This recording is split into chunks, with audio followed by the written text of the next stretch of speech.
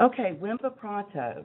Now, by a show of hands, could you tell me if you know what Wimba Pronto is? If you would raise your hand and let me know, or either click the poll.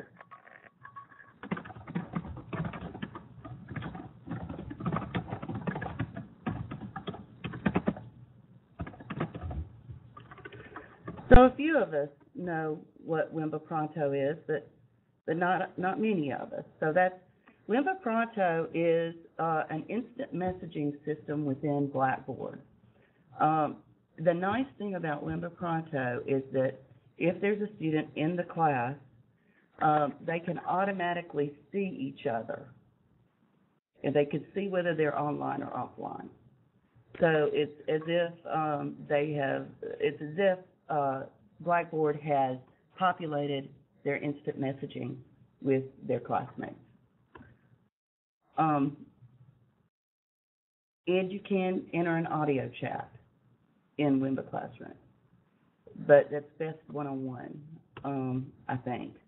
I'm not sure. It's like a chat room, Kristen. But it's a one-to-one chat, and it's an immediate response. So it's the way that maybe Lila and I sometimes use Skype. If you have a question for somebody, you can just click their name if they're online and ask the question. And so here's what it looks like. If you go under Communication and you scroll down to Wimba Pronto, you can go in and download it. You only have to download it once. And then it's installed on your computer. The students are automatically populated.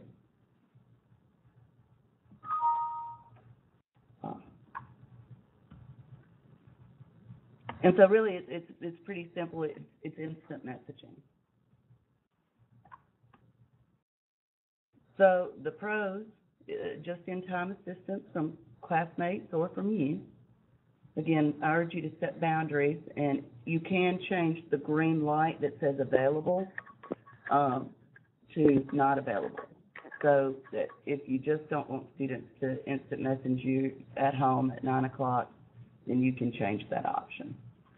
And students are accustomed to instant messenger. Nearly everybody has AIM or Yahoo or something, and they all have their favorites. But the nice thing about this, again, is that it automatically populates with students. The cons, no documentation of interaction, no documentation of how many users can connect simultaneously. We just don't know that at this point. Could lead to alienation, because sometimes students might say, somebody might message somebody, maybe this is just from my experience that I'm saying this. You might message somebody and they're there and you know it and they ignore you. Or they say, I don't want to talk to that person, and they click off of them. So that's a danger. But you do have support through the UMKC Information Access. This is something that everyone does have in their online classes just by default. So, Kristen, you do have it. Lila, it's audio and text. It's not camera. And I think Walter asked, would this be better than email, perhaps, for an online course? I think it depends on the purpose of what you're trying to get out of the interaction. So if it's a broad email to all students, obviously not. But if you want to communicate with one student privately about something, I think this could be a nice option, a nice alternative to email. The classroom doesn't open during Wimba Pronto, and I actually tried to take a screenshot for you of that, but I didn't have, for some reason, I didn't have the opportunity or the ability, the capability to do that. But it's just a little screen that opens up separate from the classroom, and you just click on the headphones to use audio chat, or you type to use the text. So, so you don't have to be in Blackboard to use it. It's a separate application that is on your desktop. And I do think office hours would be a good option for this, you know, because students would know you were there, you're available. Okay, Skype. Now, Skype is free. You have to add your students through email addresses or sharing usernames. You can use text, you can use audio, and you can use video. You can desktop share. You can transfer files. It's a really nice collaboration tool, and it's a really stable collaboration tool. A lot of people already use Skype. I know that people have turned off their phones because everybody in the family is on Skype now, so we can see each other and talk. Now, this is what Skype looks like. It's just like an instant messaging window. And then when you click to talk to somebody, you click twice on their name, and this box comes up, and this is my friend Francisco Brizuela. And you can either call them, which will only be an audio call, or you can use a video call. You know if they're online because the little green light beside their name is lit up. And at the bottom of the screen where it says share, you can easily send a file, you can send your contacts, or you can share your screen. And so this is a new feature in Skype, the screen sharing.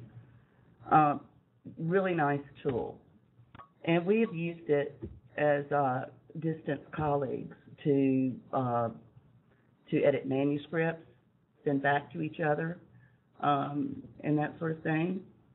And now that we can screen share, we use it to show each other new technologies that we found. So really, really nice. And Lila says she loves it so far. And you can do audio with up to 5 people. You can do video with only 1-to-1 at this point. So video is 1-to-1, audio is 5 people. So pros, it's free. You can use up to have 5 users on audio. Students could transfer files to each other and collaborate real time, and it's very likely that they've already used Skype in some form or fashion. So there shouldn't be a learning curve for them on that.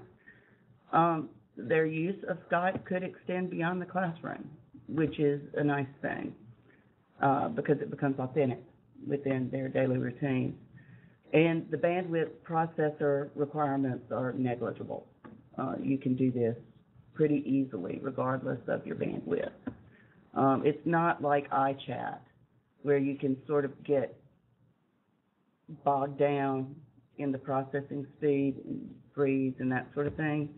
The newest version of Skype is really, really stable, and I think it's been stable for a while. The cons, we don't have a documentation of conversation. Again, I don't know if we need that. I mean, that's a question we'd have to answer for ourselves. And then you don't have support for it at UMKC. However, it is very stable, and it's very user-friendly. So that's Skype. Yes, you could. Patricia, I've actually put in a request to add Skype to the ILE classrooms. So thank you, Marilyn. I didn't know that. Martha, you go to www.skype.com and download it. But don't download it from anywhere other than skype.com, just so that you don't get a virus or something. So I think that the use of Skype for guest speakers is a very nice use of Skype. I've actually used it in presentations that way myself, so very good. So let's talk about best practices in terms of Wimba Pronto and Skype. How could you see using these technologies to enhance or further best practices in your online classroom?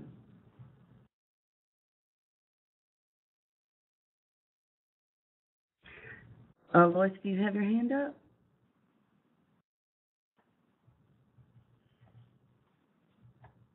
I can see for peer review.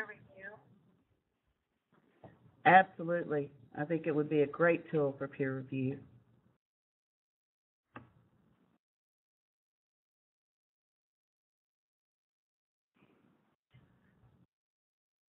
Really, I think that all of the first 5 best practices are possible with either Skype or WIMBA. Self-reflection is more private, so probably that's going to be somewhere else. But I think all of the first 5, introduction, availability, discussion, collaboration, peer review, and support, all of those could be done through WIMBA Pronto or through Skype.